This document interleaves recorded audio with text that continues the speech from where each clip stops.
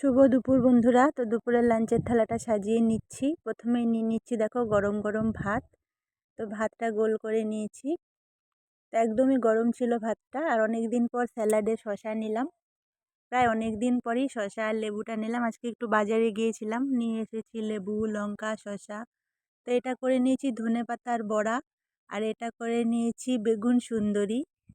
বেগুন সুন্দরীটা শুনেছো তোমরা হয়তো নামটা, আমিও নামটা দিলাম বেগুন সুন্দরী। এটা হচ্ছে বড়ি ভাজা, লঙ্কা পেঁয়াজ দিয়ে মেখে নিয়েছি। তো আজকে সকাল থেকে আমি এখনো অবধি কিছু খাইও নি, বাজারে গিয়েছিলাম। তো এই এসে তাড়াহুড়ো করে রান্না করছি, তো এখন খাবো।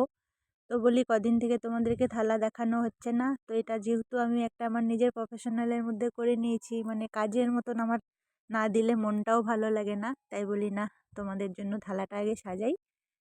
অনেকটাই আইটেম হয়েছে, খেয়ে নিলে তো খেয়েই নিতে পারতাম, বলি না